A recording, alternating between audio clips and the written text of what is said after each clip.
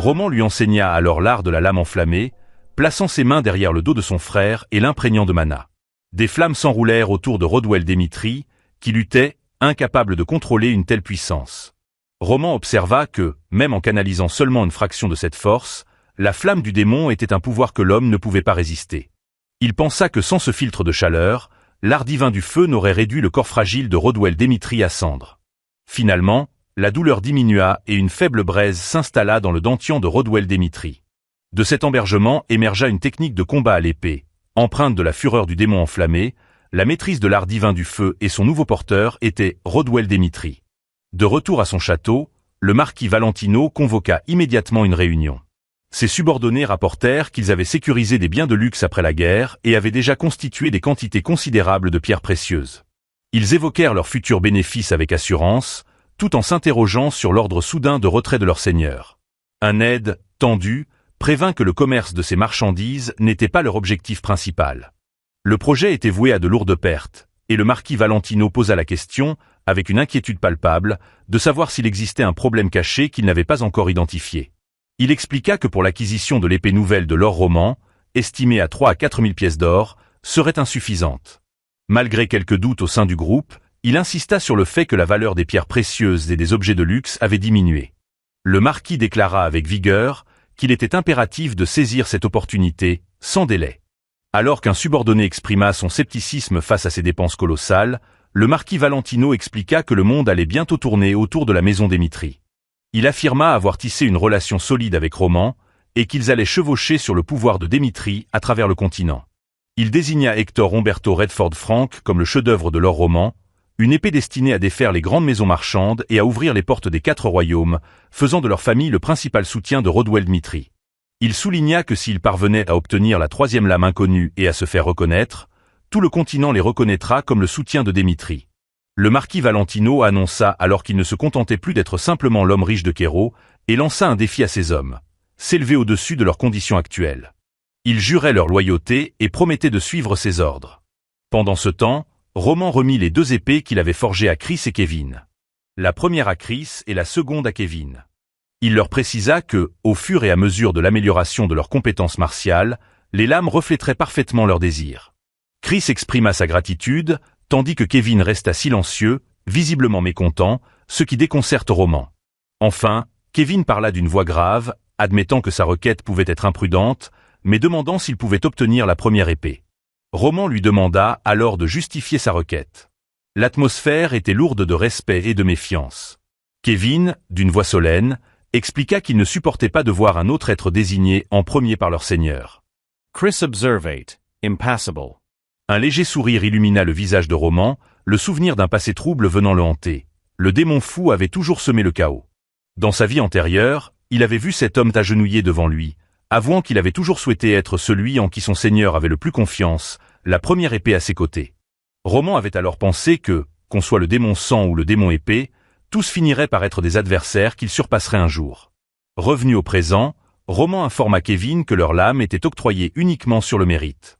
Si Kevin voulait la première, il devait d'abord prouver sa valeur. Sans hésitation, Kevin se tourna vers Chris et lui lança un défi, affirmant qu'il démontrerait sa légitimité par son habileté. Chris accepta calmement, lui disant que si leur seigneur lui avait accordé cette lame sans nom, Kevin pouvait comprendre la raison. Il remarqua que la situation lui rappelait les vieilles habitudes, comme la manière dont il percevait Kevin, un enfant se jetant tête baissée, le visage rouge d'enthousiasme. Il ajouta qu'un adulte n'avait pas à répondre à chaque provocation. Kevin, désormais connu sous le nom de seigneur démon de Démitri, restait à ses yeux un enfant, sans menace apparente. Ils se préparèrent au combat. Chris demanda à Kevin de lui montrer tout ce qu'il savait faire, affirmant qu'il prouverait sa valeur uniquement par sa force. Il interrogea Kevin sur l'ampleur de ses ambitions, s'il pensait qu'il pouvait être facilement maîtrisé. Kevin répliqua en se jetant sur lui demandant combien de temps il comptait encore se disputer avec des mots au lieu d'agir. Il l'attaqua à pleine vitesse, mais Chris disparut dans un éclair, utilisant sa technique de foudre fulgurante, ne laissant derrière lui qu'un bref flash. L'image de Chris se dissipa instantanément, ne laissant qu'une brève rémanence. Au même instant, Chris réapparut derrière lui, lançant une contre-attaque immédiate. Kevin parvint à dévier l'attaque juste à temps, puis asséna son arme contre le sol, faisant s'envoler des pierres. Profitant de la distraction, il se jeta en avant, déchaînant une série de coups rapides que Chris bloqua sans effort. Lors du dernier affrontement, Chris avoua que Kevin avait bien changé depuis leur première rencontre. Ses yeux s'illuminèrent alors qu'il activait sa technique du tonnerre, affirmant avec froideur que c'était tout ce que Kevin pouvait proposer. Le courant électrique enveloppa son corps, forçant Kevin à reculer, réalisant que Chris comprenait mieux sa force que quiconque. Soudain, Chris se déplaça à une vitesse fulgurante et frappa. Mais, à sa grande surprise, Kevin éclata de rire. Kevin remarqua qu'il connaissait peut-être Chris mieux que Chris ne se connaissait lui-même.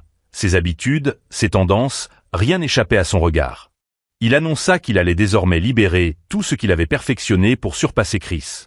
Roman, observant la scène, remarqua que, grâce aux arts du démon fantôme qui aiguisait les sens de Kevin à l'extrême, ce dernier était capable de prédire même la trajectoire des éclairs. Alors que Chris intensifiait son assaut, Kevin lui lança « Je vois tout ».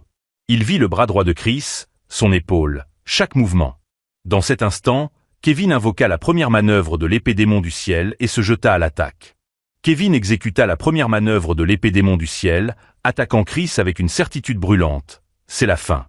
Au moment où l'épée allait le toucher, juste au moment où l'air sembla se figer sous la pression de la lame de Kevin, les yeux de Chris s'illuminèrent d'une résolution glaciale. À la dernière seconde, il exécuta la technique de flash unique. En un éclair. Le choc des lames résonna, un éclair transperçant le chaos du champ de bataille. Le bruit, puissant, semblait déceler le grondement lointain d'un tonnerre céleste. La force de l'impact fit vibrer l'air, tel un tremblement perceptible du ciel, témoin de cette démonstration de puissance.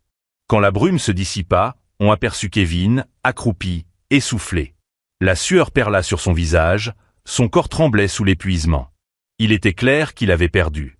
L'énergie fière qui l'avait animé quelques instants auparavant s'était évanouie, laissant place à la douleur lancinante de l'échec. Chris, victorieux, était tout autant épuisé.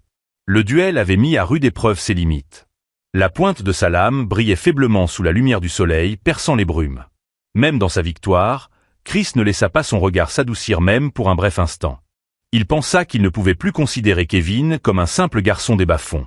Il avait autrefois minimisé son origine, l'ayant perçu comme un obstacle. Mais en observant son courage et sa maîtrise, cette idée avait disparu. Kevin avait évolué, et avec lui, son appréciation. Chris luttait avec une rage intense, abaissant légèrement son épée. Ses pensées s'éloignèrent, absorbées par un questionnement profond. Dans son esprit, il revécut le champ de bataille de son enfance, un lieu maculé de sang et de cendres, où les cadavres jonchaient le sol. Il y aperçut lui-même, un garçon à peine assez âgé pour manier une épée, serrant contre lui le corps sans vie de sa mère. Au milieu de cet désespoir infini, une ombre s'était profilée, un soldat tendu la main gantée. Cet homme était le capitaine Jonathan. Son expression était sévère, mais empreinte d'une compréhension profonde. Le jeune Chris avait pris cette main, et dans cet instant, il avait prononcé une promesse à lui-même. Il ne laisserait plus jamais que quelque chose de tel arrive. De retour au présent, Chris observa Kevin, le jeune guerrier inconscient à cause de ses blessures. Il rangea son épée, et une pensée le traversa. Peut-être que son ambition, ce rêve de dépasser son seigneur et de devenir le plus grand épéiste, était une chimère. Peut-être que des décennies d'entraînement ne suffiraient pas à atteindre une telle hauteur. Roman observait attentivement la scène, un léger sourire se dessinant sur ses lèvres, l'air approuveur. Le médecin, au moment de traiter les blessures de Kevin, soupira. Il se pousse toujours dans les retranchements avec une telle témérité, murmura-t-il, ses mains agissant avec une précision méticuleuse pour nettoyer les coupures et appliquer de l'onctuosité aux ecchymoses. Il ajouta, d'une voix posée, « Sir Chris est exceptionnel. Sans même effleurer les organes internes, il ne frappe que la chair avec une précision chirurgicale. » L'admiration du médecin était palpable, témoignant de son expérience auprès de nombreux duellistes. Kevin, les yeux à moitié clos, restait silencieux, absorbé par les paroles du médecin. Celui-ci, en s'adressant à lui comme alors Kevin, continuait de parler, peut-être pour le consoler. On lui parlait de la célébrité de Sir Chris, qui avait fait sensation dès ses débuts, de sa férocité en combat, et de sa capacité à maîtriser son mana sous la direction du capitaine Jonathan. Tout à Dmitri parlait d'un jeune prodige, et la simple rencontre avec leur roman lui avait insufflé une nouvelle énergie. Il aurait pu exceller par ses propres moyens, mais avec l'accompagnement de Roman, son développement était devenu impétueux. S'il avait provoqué des saignements cette fois, cela devait signifier qu'il avait cru que c'était la seule voie vers la victoire. Mais vous, Lord Kevin, vous êtes également remarquable. Sir Chris ne blessait jamais ses partenaires d'entraînement. Les mots du médecin résonnaient longtemps dans son esprit, nourrissant une pensée amère. Un génie et un garçon des bas-fonds. Quelle chance? Le doute s'insinuait, une question lancinante. Suis-je vraiment capable? Rapidement, l'ombre de leur roman s'étendait, menacé d'être encerclé par des hommes comme Chris, des talents flamboyants dont même les ombres semblaient étinceler. Fernando, Harry, Fred, chacun déjà réputé comme un rancœur de renom, s'épanouirait sous sa direction. Et lui, ne se laissait-il pas doucement glisser derrière? Ses poings se serrèrent, il prit une inspiration profonde. La pensée le frappa d'un instant, mais Kevin, avec une violence contenue, la réprima aussitôt. Il n'importait pas d'où il venait, pensa-t-il, il n'importait pas qu'il fût né dans les quartiers les plus pauvres. Que cela prenne 1 an ou 10, il ne consentirait pas à une vie où la défaite serait une fatalité. Ses yeux, marqués par la fatigue, s'allumèrent à nouveau d'une détermination inébranlable. Il maîtriserait les arts du démon âme fantôme. Il repousserait ses limites, même si cela déchirait son corps. Ce n'était qu'ainsi qu'il pourrait briser les chaînes de son origine. Dans la ville animée, l'Adilian Auction House vibrait d'une agitation palpable. La salle était compacte, saturée de monde, chaque respiration semblait difficile. Des hommes et des femmes venus de tous les recoins de la région y étaient rassemblés, leurs yeux brillants d'excitation. La rumeur courait que l'épée nouvellement forgée par Lord Roman Dmitri allait être mise aux enchères, et l'annonce avait plongé toute la ville dans un tumulte. L'enchère, réservée aux plus riches, débuta à 100 pièces d'or. Le commun des mortels n'était même pas autorisé à franchir les portes. Nous allons commencer les enchères. Premier prix, 100 pièces d'or, annonça-t-il, sa voix s'élevant. Mais avant qu'il n'ait pu finir sa phrase, le participant numéro 1 leva la main et décréta, avec assurance, 10 000 pièces d'or. Un silence complet tomba sur la salle. L'enchérisseur, figé, les yeux écarquillés d'incrédulité, s'interrompit. Il s'avéra être le marquis Valentino. L'homme, assis en position détendue, laissa un sourire narquois étirer ses lèvres. « Continuez », lança-t-il, un regard amusé adressé aux autres participants. « Rejoignez-moi, je vous écrase avec mon argent. » On pouvait sentir son arrogance, celle d'un homme qui n'avait jamais connu la défaite lors d'une enchère. Les autres participants échangèrent des regards inquiets, mais restèrent sans voix.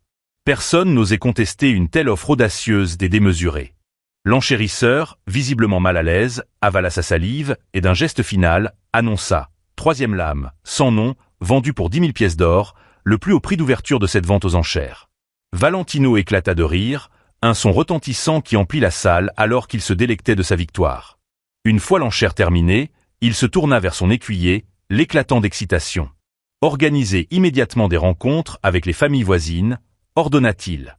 Divisez-les entre le matin et l'après-midi. Je rencontrerai au moins 2 familles par jour. » L'écuyer hésita, visiblement perplexe. « Monseigneur, puis-je savoir pourquoi ?» Valentino esquissa un sourire entendu. « Parce que j'ai gagné un trésor exceptionnel. Évidemment, je dois le montrer à chacun d'eux, en personne. » L'écuyer, momentanément sans voix, se demanda si cet empressement était réellement motivé par le bien de la famille ou simplement par l'orgueil de son maître. Au même moment, dans les couloirs lointains du complexe Dimitri, une pierre magique se mit soudain à irradier une lumière étrange. Une voix, faible et brisée par le désespoir, parvint à peine à se faire entendre. « S'il vous plaît, aidez-nous. Cet endroit. » C'est une prison. Le son était noyé par un bourdonnement statique, à peine audible. L'image se transforma alors, révélant une prison sombre et austère. Un soldat de Chronos frappa impitoyablement l'un des prisonniers de Dmitri, un rictus de mépris sur son visage. « Ordure », cracha-t-il. « Je vous ai pourtant dit que si vous étiez silencieux et obéissant, je ne vous tuerais pas. Pourquoi ne pouvez-vous jamais écouter quand on vous parle ?» Sa voix chargée de moquerie résonnait. Vous aviez tenté de faire passer un communicateur magique pour contacter Dmitri. Étonnant. Le soldat de Chronos inclina la tête, intrigué. Honnêtement, je suis curieux de comprendre. Vous pensiez réellement que cela pouvait vous sauver? Roman Dmitri, connu pour sa cruauté et son absence de pitié, ne considérait les échanges de prisonniers. Il avait systématiquement éliminé tous ceux qui l'affrontaient. C'était la vraie nature de son seigneur. Il esquissa un sourire narquois. Cairo, les négociations de cessez-le-feu sont terminées. Dmitri ne viendra pas vous sauver. Il assouvit le prisonnier, puis ordonna. Ne mentez pas, amenez-le à la cellule de torture. Nous allons montrer à tous ce qu'il advient d'un rat qui ose désobéir. L'ascension de l'Empire Chronos avait entraîné la capture de nombreux soldats de Dmitri, la chute de la forteresse s'ensuivant. Ceux qui avaient survécu furent envoyés aux mines de Machidan, où les esclaves travaillaient sans fin dans l'obscurité. D'autres, pris par le général Hannibal, furent clandestinement transportés au plus profond du territoire oriental de Cronos, loin des espoirs de sauvetage. Dans cet endroit oublié du monde, les prisonniers de Dmitri devinrent des fantômes, hantés par leur destin. Après la torture, les soldats ramenèrent le garçon devant les autres prisonniers, et il apporta son nom, Carole. Les autres prisonniers se rapprochèrent de lui. La question se posa, mais il ne répondit pas, ne pouvant que trembler de tous ses membres. Les prisonniers fulminèrent les bourreaux, exprimant leur rage face à la cruauté inouïe dont les hommes étaient capables l'un envers l'autre. Assis derrière eux, un des prisonniers murmura qu'il semblait que l'Empire de Cronos n'avait pas évoqué leur existence lors des négociations de cessez-le-feu. Il ajouta que les soldats listés comme disparus étaient déjà déclarés morts par Roman Dmitri. Le même prisonnier continua, soulignant que, puisque Roman Dmitri avait déjà scellé le cessez-le-feu, aucune des parties ne souhaitait aborder l'existence de ses captifs.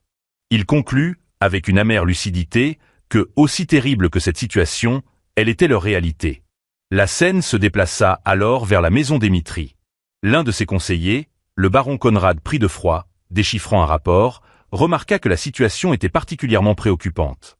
Dans sa pensée privée, il réfléchit que provoquer Cronos sur cette question, au moment même où le pouvoir de Roman Dmitri venait d'être restauré, risquait de le plonger à nouveau dans le chaos. Pourtant, il s'inquiétait aussi du fait qu'une action sans preuve concrète pourrait entraîner la destruction des prisonniers et l'effacement de toute trace de leur existence. Roman Dmitri jeta les documents sur la table, ordonnant à ses conseillers de s'en saisir. Chacun prit un feuillet et commença à examiner le contenu. Le conseiller, qui connaissait déjà l'affaire, regarda Roman Dmitri, insinuant qu'il devait bien être au courant de leur existence. Roman Dmitri s'adressa alors au conseil, leur demandant pourquoi il pensait qu'il avait rejeté l'échange de prisonniers et poussé l'ennemi au bord de la guerre. Aucun des conseillers ne parvint à répondre. Il expliqua qu'il avait poursuivi la victoire, même au prix de sacrifices, car seul le vainqueur détenait le droit de décider. Il précisa qu'ils avaient gagné la guerre, solidement ancrés sur ces sacrifices. Suite à cette victoire, il lui était désormais permis de récupérer les prisonniers. Il annonça que cette restitution relevait du droit du vainqueur, et ordonna alors de rassembler les troupes afin de ravivant les soldats en déroute au-delà de la ligne occidentale. Il précisa qu'il était prêt à reprendre les armes si nécessaire. Certains conseillers, d'abord frappés d'étonnement, finirent par obéir à ces directives. Dans ce même instant, au cœur de la salle de réunion du baron Maquitan, deux hommes étaient assis autour d'une table, l'un à la chevelure blanche, l'autre à la longue chevelure noire, accompagné du garde chargé d'ordonner la violence contre Carole. L'homme à la chevelure noire, Jason, demanda au garde si l'ennemi avait pu découvrir l'existence des prisonniers. Jason répondit avec assurance que cela était absolument impossible, soulignant que la brève période durant laquelle le prisonnier avait pu établir le contact avait été trop courte pour qu'un message puisse être transmis. Le baron Msekiten remarqua alors que la situation s'était produite en raison de l'action de Roman Dmitri, qui avait systématiquement exécuté tous leurs prisonniers et qu'il aurait dû anticiper les conséquences. Il insista sur le fait que tant qu'il continuerait à dissimuler l'existence de ses captifs sur leur propre territoire, Roman Dmitri n'aurait aucune possibilité de percer la vérité. Jason confirma que c'était bien le cas, et ajouta que, compte tenu du cessez-le-feu déjà mis en place, il serait difficile pour l'adversaire de renverser la situation.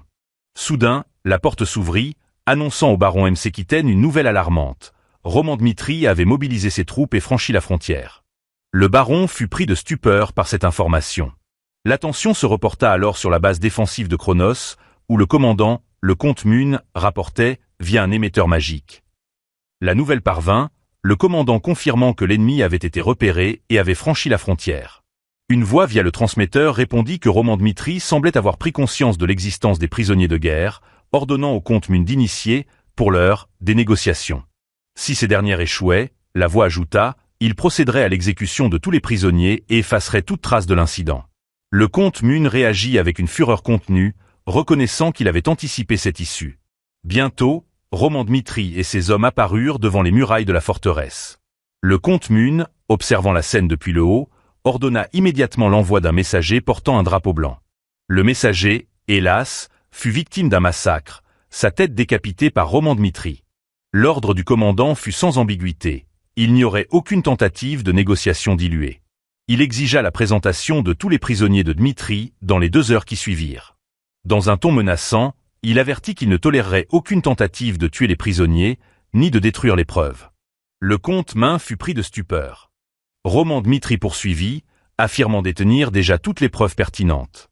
S'il manquait une seule personne, il la considérerait comme une déclaration de guerre. Alors que le commandant sentait son pouvoir s'accroître, il se rendit compte qu'il ne pouvait ignorer la gravité de la situation et se trouva face à un mur. Plus tard, le comte Min transmit la situation via un appel vidéo, constatant que, au vu des actions de Roman Dmitri, l'accord de cessez-le-feu risquait de s'effondrer. De l'autre côté de la ligne, le marquis Memphis conta. Roman Dmitri avait osé franchir la frontière sans prévenir. Il admit vouloir le punir avec brutalité, mais expliqua également que Sa Majesté avait ordonné que toutes les actions diplomatiques soient menées strictement défensivement, lui avait accordé pleine autorité, et que cette année avait été marquée par ces tensions. L'atmosphère était lourde de repli sur soi. Il avait pris la décision de ne laisser aucun de leurs projets être anéanti par une simple colère.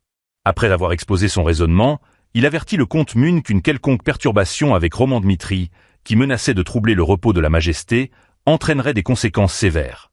Le comte, comprenant la gravité de la situation, s'excusa. Le marquis Memphis, cependant, lui conseilla de ne pas s'excuser et proposa de gérer la situation discrètement. Il expliqua que, étant donné que les prisonniers avaient été exploités par les nobles de l'Est, il pouvait simplement attribuer leur conduite à ces derniers. Le comte Mun fut pris de court, réalisant que les autorités supérieures cherchaient à se dédouaner en mettant un terme à la source du problème. Le marquis Memphis, observant sa réaction, remarqua avec froideur que c'était ainsi que le monde fonctionnait et termina brusquement la conversation. Le comte Mun était furieux, mais impuissant. Il contacta ensuite le baron Monsieur M. Sekiten et lui expliqua la situation. Le baron, frappé d'une rage soudaine, brisa le téléphone magique et les injura. Exaspéré, il ordonna que, pour le bien du repos de l'empereur, l'incident des prisonniers devait être étouffé au nom des nobles de l'Est, c'est-à-dire, en substance, qu'ils devaient subir la colère de Roman Dmitri. Se tournant vers Jason, il demanda s'il avait une solution. Jason répondit qu'aucun recours ne restait désormais, que l'Empire avait abandonné les nobles de l'Est et que la miséricorde de Roman Dmitri était leur seule chance de survie. Il expliqua qu'en rendant les prisonniers comme demandé et en apaisant sa colère, il pourrait espérer survivre. Le baron M. Sekiten, dans un accès de fureur, ordonna à ses hommes de rassembler tous les prisonniers sans exception. La scène se déplaça alors, revenant à l'assemblage des prisonniers. Jason suggéra secrètement de dissimuler ceux qui avaient été torturés. La proposition fut rejetée, le comte Min avait insisté sur le fait que les prisonniers eux-mêmes, torturés, constituaient la preuve à elles seules. Jason, malgré cela, affirmait que l'existence de ces hommes avait été dissimulée avec soin et que l'autre camp ne devait pas être informé de leur liste complète. Face à cet argument, le baron M. Sekiten ordonna la suppression de ceux dans l'état le plus critique, en commençant par le plus proche. 2 heures plus tard, le baron M. Sekiten apparut accompagné de Jason et des prisonniers, les alignant devant Roman Dmitri.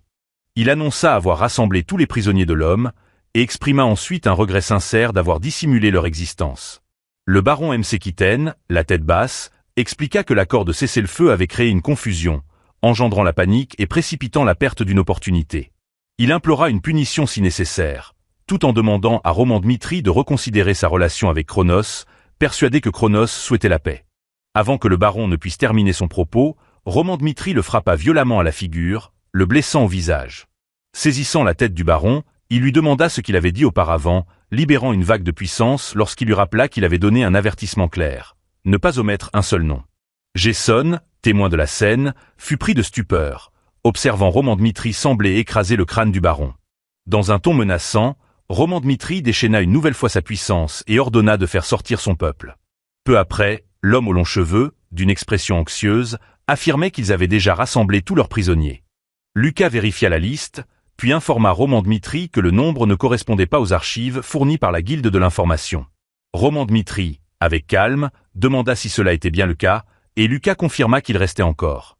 Le rapport initial signalait la présence de prisonniers disparus. La panique s'empara de l'homme à la longue chevelure, qui nia précipitamment l'affaire, affirmant avoir fait venir tous les prisonniers. Il ne connaissait pas les critères établis pour la liste, mais, si certains étaient absents, il devait s'agir de victimes de la guerre. Il souligna que les retenus avaient été dans des conditions désespérées de leur capture et insista sur le fait qu'ils ne pouvaient être tenus pour responsables. En privé, il nourrissait la crainte que la vérité ne soit révélée. Ils avaient, en réalité, causé leur mort.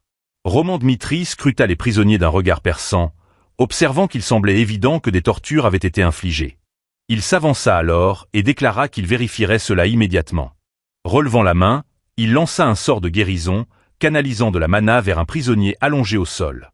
L'homme ouvrit les yeux, retrouvant conscience.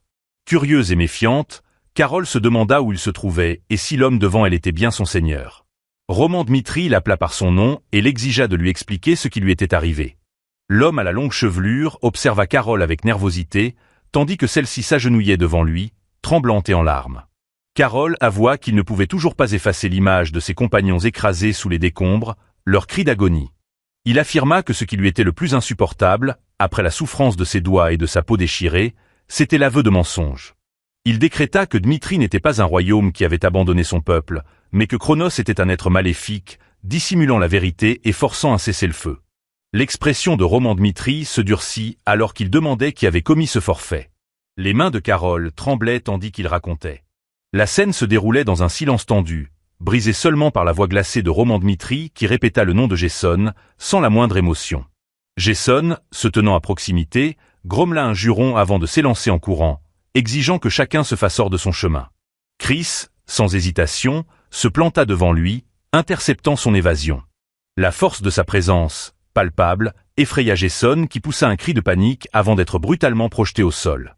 Se relevant avec difficulté, Jason se retrouva face à nouveau à Roman Dmitri. Désespéré, il supplia Sir Brighton de lui accorder le pardon. Sans la moindre compassion, 2 coups de lame s'abattirent sur lui, le plongeant dans une agonie silencieuse, des appels désespérés au sujet de ses jambes perçant le silence. L'homme, secoué de terreur, protesta, affirmant avoir exécuté les demandes de Roman Dmitri et rapportant tous les prisonniers, interrogeant sur la raison de cette violence. Roman Dmitri répondit avec froideur que ces individus, qu'il considérait comme des déchets, avaient torturé son peuple et qu'il n'agissait que pour rétablir la justice. Il ajouta, d'un ton menaçant, qu'il aurait pu infliger des souffrances bien plus profondes si ce n'avait été le cas. L'homme à longue chevelure, pris d'horreur, comprit instinctivement que la situation était critique et qu'une intervention supérieure était nécessaire. Au même moment, la voix grave de Memphis résonna à travers un dispositif de communication. Roman Dmitri, accusé de franchissement illégal de frontières et d'exécution de citoyens. Il a dépassé ses limites. Il proposa un compromis. Si Roman Dmitri cessait immédiatement, il reconnaîtrait une partie des accusations et mettrait fin à la situation. Roman Dmitri, sa voix se teinte d'une malice sourde, demanda quelles accusations étaient formulées, avant de répondre, avec une menace implicite, que s'ils avouaient leur faute, il leur offrirait une chance de prouver leur sincérité. Le marquis Memphis, visiblement exaspéré, qualifia l'homme d'une folie. Au moment même où ses paroles s'éteignaient, une lame s'élança, transperçant le long cheveu de part en part.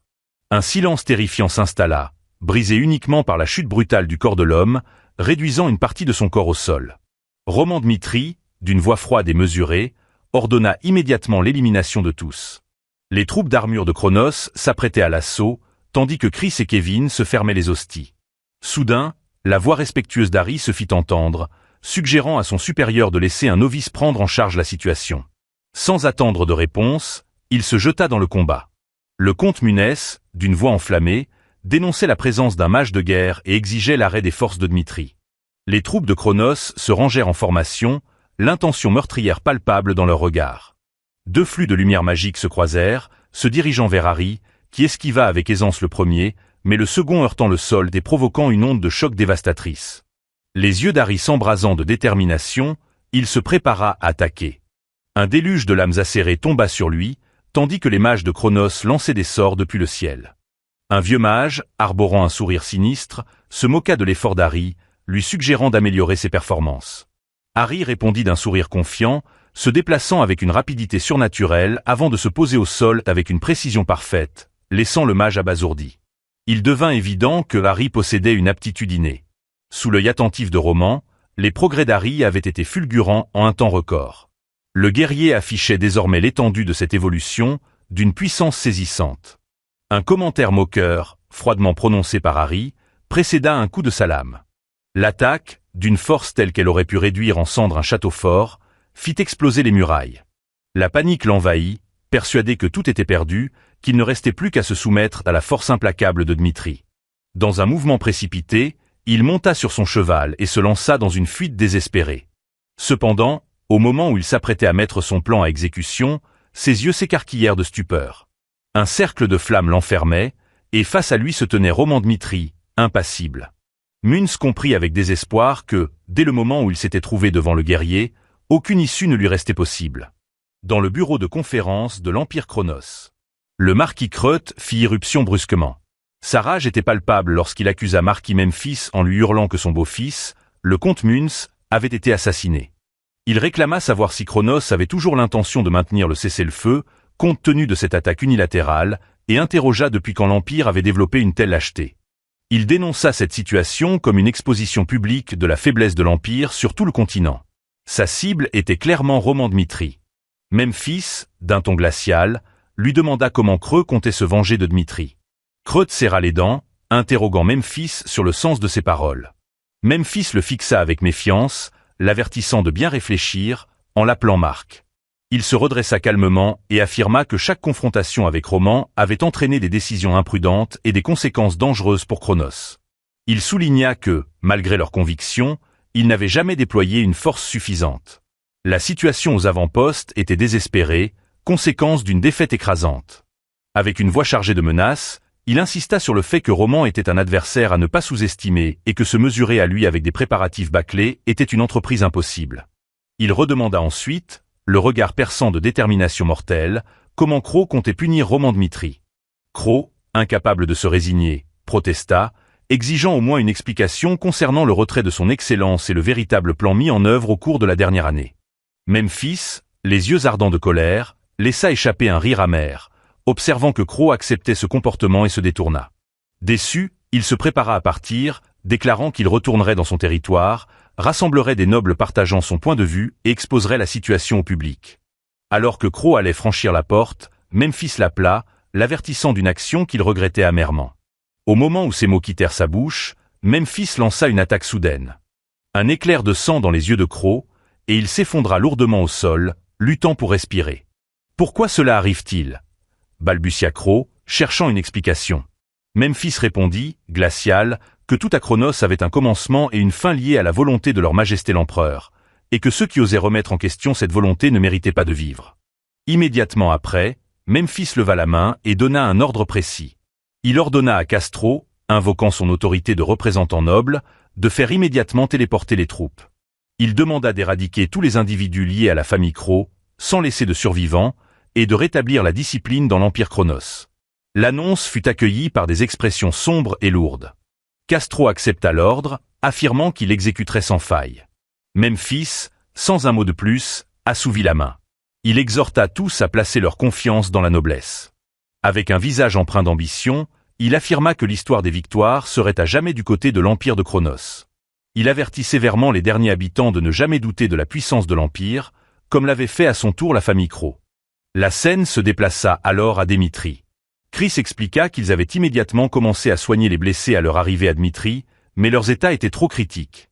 Il insistait sur la gravité des blessures de Carole, celles-ci ayant été rendues irrémédiablement graves par les effets de la torture, et que même une guérison complète ne pourrait éviter des séquelles permanentes. Roman Dmitri se déplaça avec précaution, évaluant la situation, et proposa que ceux qui souffraient de blessures graves, comme Carole, soient réaffectés à des unités non combattantes, notamment celles de la 3e division. Il informa Chris qu'à l'option de se retirer honorablement et de recevoir une juste compensation, ceux qui souhaitaient vivre comme civils devraient être démobilisés. Chris accepta immédiatement et promit de mettre ses instructions en œuvre. À cet instant, Carole, d'une voix tremblante, exprima son refus de se retirer. Se relevant péniblement, elle insista sur le fait qu'elle souhaitait rejoindre une autre division et déclara qu'elle était prête à donner sa vie pour Dmitri, même si elle ne pouvait plus manier une épée. Chris essaya de la rassurer, lui disant qu'elle ne devait pas s'y résister. Pourtant, Carole réaffirma fermement sa détermination, résolue à le faire quoi qu'il arrive. Les autres prisonniers se redressèrent également et exprimèrent leur propre volonté, suppliant d'être autorisés à continuer à servir. Roman Dmitri se laissa échapper à un sourire satisfait et leur ordonna de faire ce qu'ils voulaient. Ils étaient, au-delà de tout, submergés d'émotion. Le murmure de gratitude se répandit, et Dmitri continua de renforcer son pouvoir, bâtissant ainsi une forteresse impénétrable, défiant toute opposition. Dans le royaume d'Hector, Edwin se plongea dans une profonde méditation. Il observa avec étonnement que chaque action de Roman dépassait même ses plus folles attentes. Il remarqua que Chronos, autrefois arrogant, réprimait désormais sa colère, un silence qui, il le pressentait, annonçait une tempête imminente. Il comprit qu'une confrontation directe était inévitable et que celle-ci allait bouleverser l'équilibre du continent. Il admit qu'il ne pouvait plus protéger Hector tel qu'il était, et que le royaume nécessitait véritablement un mage puissant, capable de le défendre. Suite à l'audacieuse attaque de Dmitri contre la ligne défensive de Cronos, les réactions des royaumes commencèrent à se diversifier. Le roi Franque, rayonnant de satisfaction, se gloria de l'expansion nouvelle de son royaume, fruit de son intelligence et de son savoir-faire. Assis sur son trône, il demanda à son conseiller comment il pouvait aider Dmitri. Le comte Samir répondit avec respect, annonçant un événement imminent. Il informa le roi que Loren, le jeune frère de Dmitri, avait été promu à la classe à l'Académie royale de Cachemire. Il précisa que la cérémonie de promotion se déroulerait dans 5 jours et que la présence du duc Dmitri était fort probable. Le roi, exubérant, se réjouit de cette nouvelle et ordonna immédiatement la convocation d'un conseil. Ils décrétèrent ensemble quel cadeau envoyer à Dmitri. La récente affaire des prisonniers avait attiré l'attention de toute la continent de Salamandre sur l'Académie royale de Cachemire. Loren déposa son épée au sol. La sueur perlait sur chaque partie de son corps alors qu'il haletait, cherchant désespérément de l'air. Un de ses compagnons s'approcha, inquiet, et lui demanda ce qu'il était en train de faire. Malgré l'obtention de l'examen de promotion, il se poussait sans cesse au point de l'épuisement total. Avec un soupir lourd, Loren expliqua que cette situation était différente. Il lui avait confié qu'il n'y avait plus de concurrents dans la classe B et que même les membres les plus expérimentés de la classe le surveillaient avec une certaine appréhension. Il ajouta qu'il restait dans la classe B uniquement par nécessité administrative, ayant déjà dépassé les standards de l'académie. Loren rassembla ses forces et réussit à se redresser. Il admit que malgré cela, il restait loin derrière son aîné, son deuxième frère. Un sourire déterminé illumina son visage, tandis que sa volonté se renforçait. Il se souvenait des paroles de Roman. Il lui avait dit qu'il était capable d'atteindre ses propres objectifs. Issu d'une famille dont l'influence s'étendait sur tout le continent, Loren Dmitri se forgerait une place à sa juste valeur. Samir, absorbé dans ses pensées, se rappela les rumeurs concernant un professeur renommé, particulièrement proche de Loren Dmitri. Il conduisit son groupe vers le portail principal, une légère appréhension le saisissant. Étant donné qu'ils avaient convenu de solliciter les conseils de cet enseignant, il était conscient qu'il devait d'abord gagner son estime, espérant que le 20 millésimé de Franck lui plaise. Un serviteur s'inclina respectueusement et les accueillit à l'intérieur avec courtoisie. L'expression de Samir se modifia, teintée d'émotion, lorsqu'il réalisa que l'homme devant lui était celui de cet événement, celui de cette légende. Le professeur, Henri Albert, désormais un éminent membre de l'Académie royale de Caïro. À notre bon vieux Henri, vous vous souvenez de lui? Dites-le en commentaire. Initialement, Henri Albert avait été attiré par Roman Dmitri uniquement pour la gloire. Mais avec le temps, il fut complètement fasciné par lui. Après avoir utilisé Roman, l'inspiration qui avait changé la vie de Henri, et donc son univers, le conduisit à devenir un auteur reconnu. Ses œuvres se répandirent à travers le continent et, par la suite, il devint professeur permanent à l'Académie royale de Caïro, une figure respectée et admirée. Comte Samir, lui, ne put que contenir son enthousiasme. Il exprima une profonde gratitude, avouant avoir été profondément ému par cet événement, ce récit qu'il relisait sans cesse. Chaque lecture, disait-il, me semblait me replonger sur les lignes du front sud, et je me demandais comment une telle œuvre avait pu être créée. Henri répondit avec calme qu'il n'avait fait que consigner ce qu'il avait vu sur le champ de bataille. Il souligna, comme chacun le savait, que le génie de Roman se manifestait particulièrement lors des batailles dans les territoires du sud. Même lorsque les lignes arrières de Hector s'effondraient et que le portail spatial s'ouvrait inopinément, alors que tout le monde s'apprêtait à négocier, Roman restait immuable.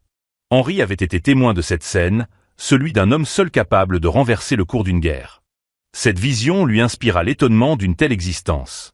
Avec un regard sévère, Henri conclut que la singularité de Roman Dmitri résidait dans les choix qu'il avait faits, des choix hors des sentiers battus. Comte Samir se crispa, exprimant sa préoccupation quant à l'étrangeté de ses choix. Henri répondit avec gravité que, face au nom de tous, Roman Dmitri avait prouvé son erreur par ses résultats. Il expliqua que, en défiant les conventions, Roman avait obtenu des résultats extraordinaires, des résultats qui avaient façonné la personne qu'était devenue Roman Dmitri.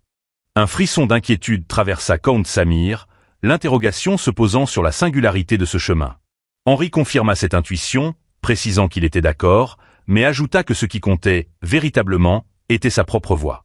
Animé d'une résolution inébranlable, il affirmait qu'il se devait de suivre sa propre voie, sans jamais céder aux pressions des autres. Il avait relaté comment Roman avait initialement défié les conventions et par conséquent, avait été ostracisé, mais qu'il avait finalement ouvert la voie à une ère nouvelle. Le comte Samir, visiblement ému, souligna que pouvoir entendre ses enseignements directement était un privilège inestimable. Henri esquissa un sourire, exprimant sa gratitude. Le comte Samir expliqua qu'il avait voulu rencontrer Henri pour une question concernant Laurent Dmitri. Un léger sourire illumina les lèvres de Henri lorsqu'il déclara que le comte Samir était libre de poser toutes les questions, car aucun autre au sein de l'Académie royale ne connaissait Luren Dmitri aussi intimement que lui. La scène se replongea alors dans un souvenir. Luren, le visage marqué par la déception, confessait à Henri qu'il avait récemment éprouvé un sentiment de frustration. Il admettait que son aîné était le plus redoutable épéiste du continent, tandis que son cadet était le meilleur élève de l'Académie. Malgré tous ses efforts, il se sentait incapable de rivaliser avec eux. Henri lui répondit alors que Luren était un enfant talentueux, reconnu par l'Académie, dont l'apparente faiblesse n'était qu'une illusion comparée à ses frères exceptionnels. Il expliqua qu'il connaissait bien cette sensation, ayant lui-même été utilisé comme bouc émissaire au sein de sa propre famille. Cependant, il souligna que la situation avait changé et qu'il avait découvert, à travers cette nouvelle vie, une vérité essentielle. Avec fermeté, il conseilla à Luren de ne pas se mesurer à ses frères, car cette comparaison ne ferait que le blesser. Il leva le pouce pour illustrer son propos, expliquant qu'il même, malgré ses propres difficultés, avait réussi à accéder au poste de professeur à Cairo. Dans les locaux de l'Académie royale, Henri encouragea Luren à ne pas céder et à persévérer dans le chemin qu'il avait choisi, lui assurant qu'il laisserait un jour une empreinte véritablement significative. De ce jour, Henri et Luren devinrent plus qu'un maître et un élève. Ils devinrent amis. Dans le présent, même lorsqu'il mentionnait Luren, un sentiment de fierté emplissait le visage d'Henri. Il expliqua que tout don devait être lié à ce que Luren appréciait le plus à un moment donné, et que, à ce stade, Luren privilégiait tout ce qui l'aiderait à devenir plus fort. Le comte Samir réagit avec enthousiasme, exprimant sa compréhension. Il pensa avec joie que cela devait être quelque chose de bénéfique à la progression de Luren. Après cela, le comte se leva d'un bond et se prosterna respectueusement, exprimant sa gratitude et jure qu'il n'oublierait jamais la gentillesse d'Henri. Le jour de l'événement à l'Académie royale, les étudiants acclamaient avec enthousiasme, scandant le nom de Roman Dmitri. La cape de Roman Dmitri flottait au vent, son expression froide et distante. Alors que les étudiants l'appelaient, il l'adressait avec respect, affirmant l'honneur de se tenir devant sœur Roman Dmitri. Le duc poussa la porte et entra, et les organisateurs l'accueillirent en le saluant chaleureusement, annonçant qu'il était l'objet d'un accueil chaleureux. C'est alors que Daniel, le roi de Caïro, s'avança pour le saluer, indiquant qu'il l'attendait et qu'il y avait quelque chose d'important qu'il devait lui communiquer. Le duc se figea. Il réagit avec stupeur, interrogeant si ce qu'il entendait était vrai, que Cairo allait devenir un royaume vassal. Le duc expliqua que Dmitri avait lui-même pris racine au sein du royaume de Cairo et demanda pourquoi les choses avaient pris une telle tournure, s'adressant à Daniel avec une question pleine de confusion. L'ambiance était marquée d'une confusion palpable et d'une inquiétude grandissante. Daniel, avec une maîtrise et une diplomatie remarquables, tenta de rassurer le duc. Il expliqua qu'il ne demandait pas aux nobles d'accepter immédiatement l'idée de Chiro devenant un État vassal, soulignant que cette situation ne se concrétiserait qu'une fois que Dmitri aurait officiellement reçu le titre de l'empereur. Cette explication ne fit qu'intensifier la panique du duc, qui tenta alors de contester. Daniel, sans perdre son calme, se tourna vers Dmitri et lui demanda ses premières impressions après son arrivée à Caïro. Il remarqua que les rues étaient animées par des habitants qui voyaient Roman comme un héros, et expliqua que ce lien commun et la protection qu'il avait apporté à cette terre expliquaient l'accueil sincère et dépourvu de crainte dont il était l'objet. Il révéla alors que la véritable raison de cette proposition résidait dans la guerre en cours contre l'empire de Chronos. Daniel conclut en affirmant que le monde avait changé et qu'il avait confiance en la capacité de Dmitri à protéger Chiro des ambitions grandissantes de l'empire. Lentement, il se leva et s'inclina poliment, en signe de respect, en déclarant que dès que Dmitri proclamerait son empire, Chiro jurerait fidélité sans la moindre hésitation. Le duc laissa échapper un long soupir, l'air désespéré. Il se tourna vers Roman et lui demanda son avis. Roman Dmitri répondit qu'il partageait les souhaits de son maître. Il souligna qu'une paix véritable ne serait possible qu'une fois que Chronos serait tombé et que, si Valhalla devait ensuite prendre sa place, le cycle de chaos recommencerait. Sa voix prit une tonalité grave lorsqu'il ajouta que, qu'il s'agisse de Chronos ou de Valhalla, il fallait couper la racine du conflit et qu'il assumerait cette responsabilité. Roman déclara alors qu'il dirigera la nouvelle alliance des royaumes et pacifierait le continent. L'expression de satisfaction sur le visage de Daniel se dégagea alors, comme un soulagement palpable. Le récit se transforma brusquement, nous plongeant dans l'atmosphère tendue de la cérémonie de promotion de l'Académie royale de Cairo. Le baron Alvin, visiblement nerveux, posa la question cruciale sur la préparation du discours.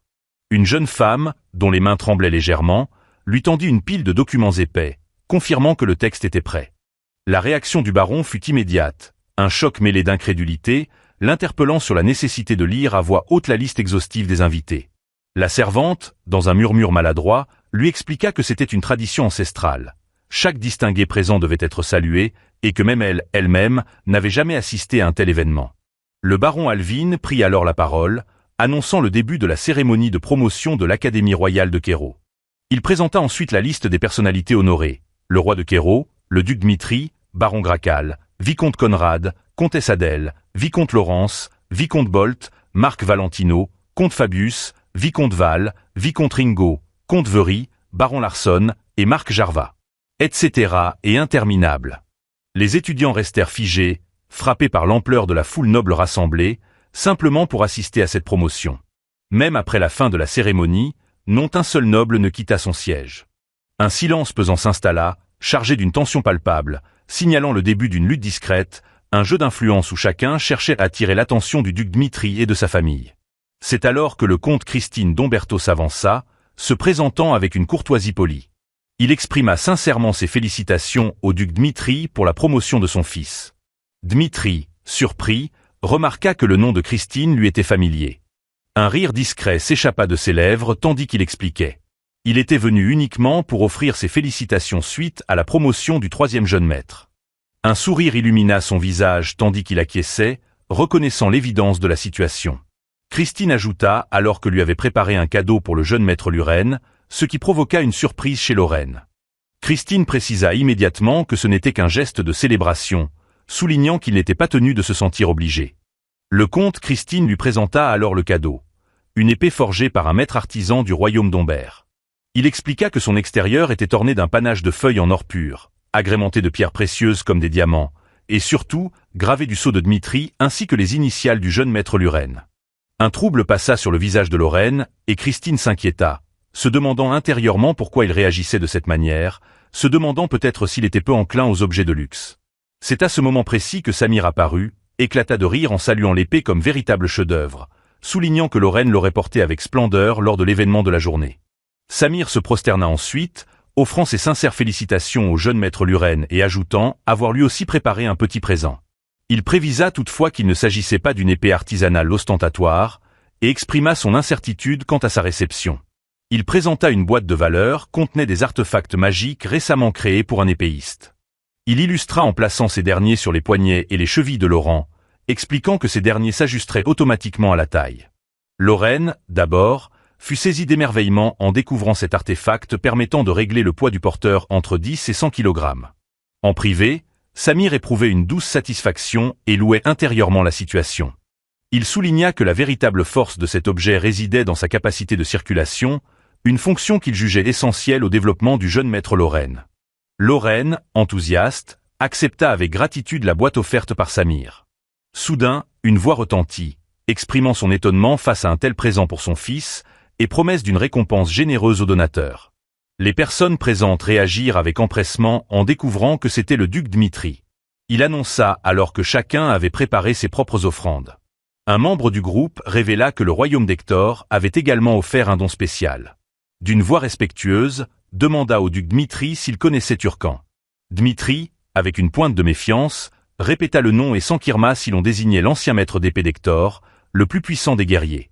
L'homme confirma calmement et expliqua que le don était le journal d'entraînement de Turcan, conservé par la famille royale d'Hector.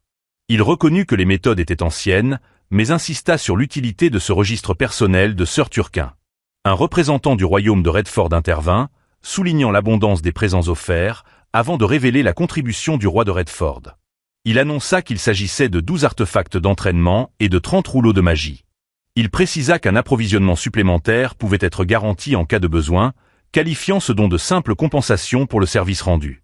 Dimitri, avec une voix douce, instiguait les autres à ne pas se sentir accablés. Samir, observant la scène avec une préoccupation croissante, se demanda en privé si seulement lui avait reçu des conseils, et s'inquiéta de la manière dont il allait exprimer ses doutes lorsqu'il rentrerait. Quelques semaines plus tard, Dimitri annonça que le duché Dimitri devenait le royaume de Dimitri, marquant ainsi sa première étape vers la construction d'un empire. L'empire de Chrono demeurait impassible tandis que l'alliance des royaumes, dirigée par Dimitri, s'organisait rapidement. Pourtant, le véritable problème venait de Valhalla. Suite à la mort de Moral, le faction impériale et celle menée par le duc Vietto s'étaient livrées à une lutte acharnée et de plus en plus intense. À Dimitri, un garde, rongé par le ressentiment, maudit Valhalla et Chronos, exprimant son amère volonté que chacun soit frappé par la foudre. Soudain, une silhouette énigmatique émergea des buissons, marmonnant le nom de Luna. Les deux gardes, stupéfaits, l'interpellèrent pour connaître son identité. L'homme s'effondra alors au sol, implorant de l'aide, ce qui provoqua l'étonnement des gardes, qui réalisèrent qu'il s'agissait d'un être vivant. Peu après, à l'intérieur du palais, Roman, assis sur le trône, s'interrogeait sur la manière dont une personne du royaume Luna pouvait avoir franchi les montagnes étrécies.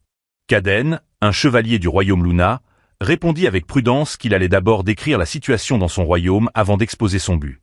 Il expliqua que, immédiatement après la guerre avec Chrono, Isabelle, la reine du royaume Luna et Sainteté, était restée sur le continent de Salamandre pour déjouer leur plan.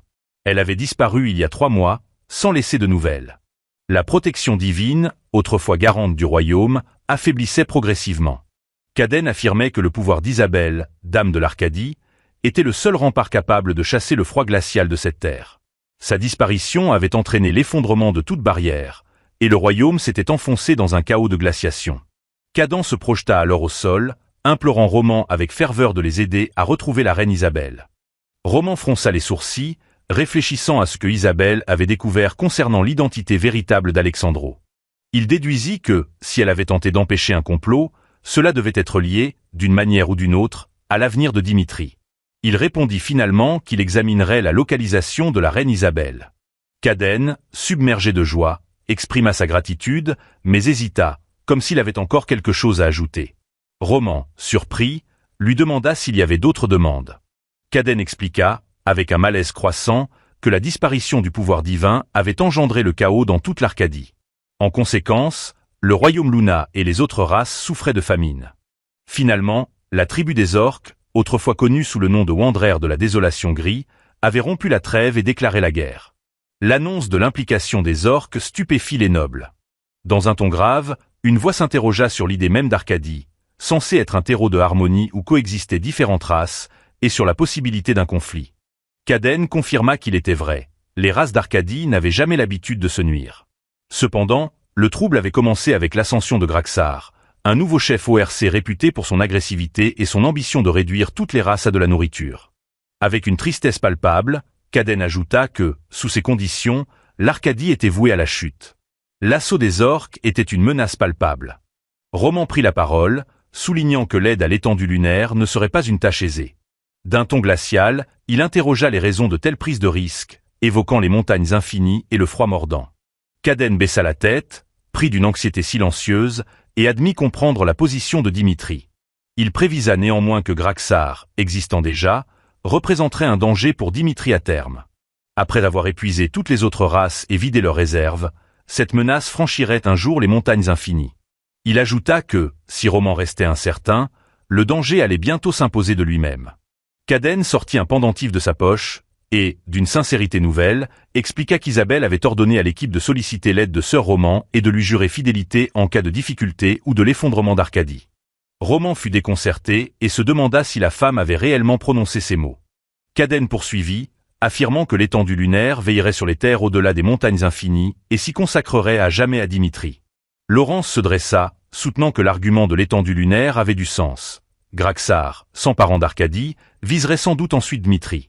Cependant, Conrad réfutant immédiatement cette opinion, arguant que, quels que soient les dangers des orques, il serait difficile pour une armée entière de traverser les montagnes infinies, et que même une victoire serait synonyme de pertes considérables. Roman demeura silencieux, absorbé par la situation, le froid lui rappelant une expérience lointaine, un temps où la neige tombait sans cesse et une force utilisait le froid comme arme. Il se souvint d'une terre où la neige était éternelle, et d'une puissance qui exploitait la glace à son avantage. La scène se déplaça ensuite vers le palais de glace de l'Arctique, une structure imposante émergeant des eaux glaciales. On y découvrit un espace d'une beauté singulière, éclairé par des reflets changeants et des fissures scintillantes. Dans le tourbillon incessant de sa conscience, les souvenirs d'une vie antérieure remontaient avec la clarté d'une source de montagne. Il y avait eu 1 an depuis que Beg Jong-uke avait gravi les échelons pour devenir le démon céleste, Un titre qui dépassait la simple hiérarchie, témoignant d'un chemin pavé de sang et forgé par une volonté absolue. Assis dans son hall, le poids du commandement pesait sur ses épaules avec une assurance nouvelle, il examina la demande d'aide du royaume Luna, une supplication pour être sauvé de la marée de monstres au corps verdâtre. Il répondit avec froideur qu'il n'y avait aucun problème de son côté. Mais la question cruciale était de savoir si l'aide méritait d'être consentie. Il ne se considérait pas comme un charitateux, mais comme un seigneur. Chaque goutte de sang Dmitri versée devait servir à bâtir un avenir plus précieux. C'est avec une voix glaciale qu'il ajouta. Dès que Khaden avait évoqué l'existence des orques, il ne pouvait plus les ignorer dans l'avenir de Dmitri. Le regard de Roman balaya la salle, immobilisant ses conseillers sur leur siège. Un silence s'installa dans la salle, l'air chargé de l'attente des termes qu'il allait présenter. Puis, Roman énonça sa première condition. En échange de l'aide du royaume de Luna, il voulait qu'il devienne un état vassal de Dmitri. C'était une demande stupéfiante, une remise en question de la souveraineté d'une nation ancestrale, un transfert de son couronnement en échange de la vie de ses habitants.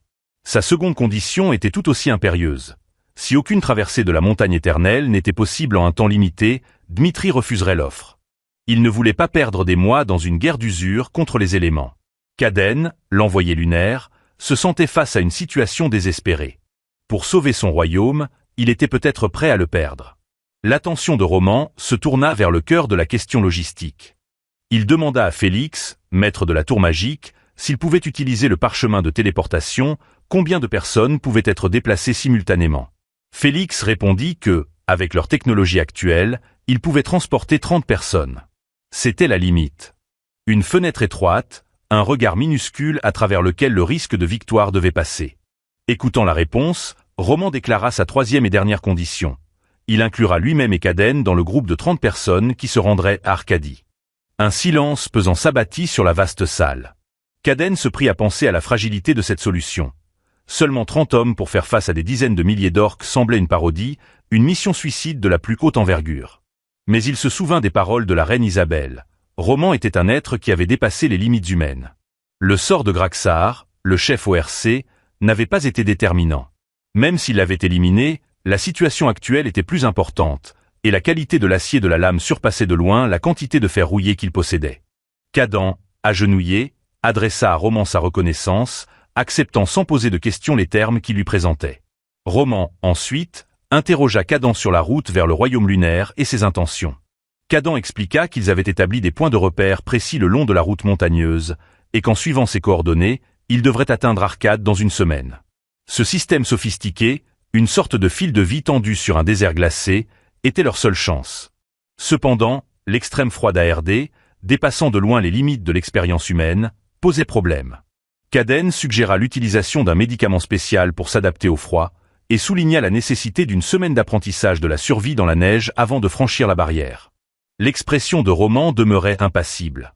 Il l'interrompit, se levant et affirma qu'ils étaient capables de gérer la situation eux-mêmes. Ils ne nécessitaient ni l'aide de l'alchimie lunaire, ni leur conseil de survie. La surprise montait chez Khaden, qui tenta de mettre en garde Roman contre l'intensité glaciale qui, il le savait, affectait même Aura, mais il s'arrêta court. Roman, d'un regard glacial, assura qu'il veillerait à la préparation de Dmitri de son côté. Sa voix portait une certitude absolue, une injonction sans appel. Il annonça le départ pour la semaine suivante, observant le paysage à travers la fenêtre. Khaden, mal à l'aise face à l'attitude inflexible de Roman, se retint de toute objection. Dans son esprit, il se demandait ce qui motivait ce silence, cette trop grande confiance, et s'interrogeait sur les dangers potentiels. Khaden observa dans l'arrogance une simple certitude. Le récit revint alors au royaume Luna, un palais immaculé se dressant sous le regard d'un arbre-monde recouvert de givre. Cet arbre colossal veillait sur la cité, ses feuilles cristallines vibrant doucement dans le vent. À l'intérieur, le haut prêtre, Sébastien, avait pris connaissance de la situation à Dimitri grâce à Khaden. La nouvelle était à la fois amère et encourageante. Conscient de l'impasse, il affirma qu'il n'y avait rien à faire et conseilla à Khaden de faire preuve de prudence dans ses déplacements. Pourtant, il exprimait son mécontentement face au nombre limité de renforts, 30 hommes pour défendre un royaume. Cela lui semblait une insulte, mais Sébastien souligna que c'était un choix fait par Dmitri lui-même, pris en connaissance de cause en acceptant les risques. Alors qu'il redescendait de l'autel, Sébastien informa Hiro que l'arrivée de Dmitri était prévue dans 2 semaines. 2 semaines, une éternité lorsque les assauts des machines de siège s'intensifiaient. En attendant, il leur fallait se concentrer uniquement sur le maintien du siège. Yerol, l'épéiste des Champs de Neige, intervint avec un visage déterminé. Si la situation était ainsi, le royaume Luna devait faire face à cette réalité. Il refusait d'attendre un sauveur aussi peu nombreux. Il serra la main et expliqua qu'il ne pouvait pas confier l'avenir de Luna à un seul homme, Roman Dmitri. Le haut prêtre, impassible, ignora ces paroles et ordonna à Hiro d'accepter la vérité. Il expliqua que la puissance seule du royaume Luna ne suffirait pas à arrêter les orques. Le nombre était désespérément déséquilibré. La situation offrait une certitude mathématique de défaite. Hiro serra les dents, exprimant son mécontentement face à l'inaction, persuadé qu'il ne pouvait pas se contenter d'attendre l'arrivée des renforts de Dimitri. Patienter signifiait mourir lentement, pensa-t-il. Il insistait sur la nécessité de prendre l'initiative, de déclencher un coup fatal, pour éliminer l'ennemi d'un seul coup. Hiro se porta alors volontaire pour prendre la tête de l'attaque, homme d'action, guerrier convaincu de la force de son arme. Ces hommes répondirent à son appel par des acclamations enthousiastes. Le haut prêtre, pris dans une situation délicate, manifestait sa confusion face à l'ampleur du désastre. Il craignait que l'impétuosité d'Hiro ne précipite leur fin. Néanmoins, il céda et demanda à Hiro quelle stratégie il envisageait contre les orques. Hiro, accompagné de ses hommes, apparut au sommet des montagnes enneigées, à proximité de la 6e réserve du royaume de Luna. L'air, si rare, semblait presque palpable, comme s'il était fait de verre. Se tenant fermement sur une falaise, Hiro se rappela du lieu où Grail reposait, et où il attendait de retrouver son repos. Juste en contrebas, un étroit dédale de passage de montagnes serpentait, coïncidant avec le territoire des Snopes, ces créatures hostiles des régions nord. Les Snopes, des êtres gigantesques de plus de 3 mètres, recouverts de fourrures blanches et dotés d'une force brutale capable de surpasser même les orques, étaient des inconnus, des sauvageons. Pourtant, les Snopes de ce territoire étaient peu nombreux. Une telle force ne pouvait rivaliser avec une armée d'orques de plusieurs milliers. Hiro, scrutant la situation depuis sa position dominante, élaborait son plan. Il comptait épuiser les orques et les Snopes entre eux, avant d'attaquer depuis le haut. Immédiatement, le combat s'engagea entre les orques et les Snopes. La vallée se transforma en un chaos de fourrures blanches et de peau verte, et rapidement, chaque bonhomme de neige fut entouré par plusieurs orques, submergés par leur nombre. Les orques, disciplinés, s'abattirent sur les géants, les réduisant à l'état de masse avec une efficacité glaciale. Au fur et à mesure que la tension montait, Hiro levait les mains, ordonnant à ses hommes de se préparer à l'attaque. Il avait envisagé de déclencher une avalanche, de concentrer toute la force de l'assaut, dans l'espoir d'une victoire facile, une stratégie née du désespoir. Soudain, au milieu de la foule d'orques, il aperçut Graxar chevaucher un loup.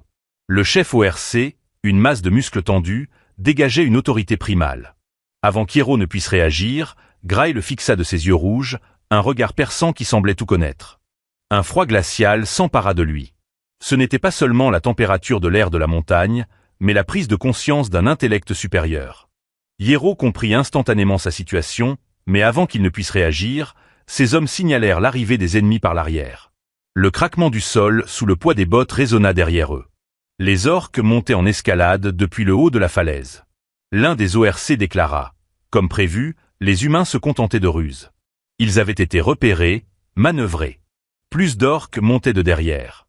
La couleur se dégagea du visage d'Hiro. Le chasseur était devenu la proie. Il réalisa qu'il avait été piégé. Parallèlement, le jour du départ, les 30 hommes de Dmitri étaient prêts à s'en aller. Ils se tenaient en file indienne près du portail, leurs armures brillantes au soleil et les garde-corps de leurs épées d'une qualité exceptionnelle. Kaden fut surpris de les y voir. Il s'attendait à une troupe hétéroclite de mercenaires ou de jeunes chevaliers. Mais voilà, il s'agissait de vétérans, d'hommes de force impressionnante, dont il n'avait jamais imaginé.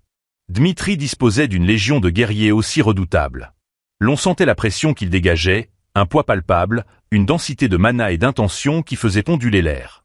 L'aura de ces hommes rivalisait avec celle des 3 meilleurs guerriers du royaume Luna. Cadence se tenait immobile, figé devant eux. Un homme qui se vantait de sa vitesse et de son titre, il se sentait soudain vulnérable. Dans son esprit, il avait identifié les 3 guerriers du royaume Luna comme étant le commandant de la garde royale, Léo, les guerriers des Champs de Neige Hiro et lui-même, Kaden, le rapide écureuil blanc. Il représentait l'apogée de la puissance martiale de Luna. Contemplant ces guerriers dressés contre lui, avec une discipline impeccable, Kaden se demanda combien il pourrait en abattre s'ils engageaient le combat. La réponse le glaça. Même 30 hommes de ce calibre seraient suffisants pour écraser les orques. Ses yeux s'écarquillèrent, réalisant que devant lui, Une force concentrée et mortelle se profilait. 30 guerriers menés par Roman Dmitri, le plus puissant des commandants de l'air, un véritable concentré de létalité. À cet instant, Roman Dmitri apparut, d'une présence majestueuse. Il ne se contentait pas de marcher, il dominait l'espace autour de lui. Son manteau rouge flottant derrière lui, semblait un écoulement de sang sur les pierres grises des portes de Dmitri. Kaden s'inclina, lui exprimant son respect et annonçant qu'il prendrait la tête. Même sans ordre, il manifestait instinctivement la courtoisie due à une puissance véritable. Il n'y avait pas place pour l'orgueil face à un dieu de la guerre. De ce côté, celui du royaume Luna, Hiero était à moitié mort. Son visage était couvert de saignements, son armure brisée, sa lame fendue comme une branche sèche. Les orques avaient dévasté les guerriers du royaume Luna, les réduisant à néant. L'honneur se trouvait dans la violence, une froide efficacité propre à un prédateur supérieur. Le cliff était imprégné de rouge, le sang des monstres. La blancheur immaculée de la montagne avait été profanée, un témoignage de l'échec de Hiero. Graxar avait mené Hiero jusqu'aux abords du palais du royaume lunaire, et le champion du roi était désormais une relique de la bête. Il observa le palais surplombant la montagne enneigée, un regard chargé de mort, déclarant que l'histoire de Luna s'achèverait ce jour-là. Merci d'avoir regardé. N'oubliez pas de liker et de vous abonner pour plus de contenu et laissez votre impression en commentaire.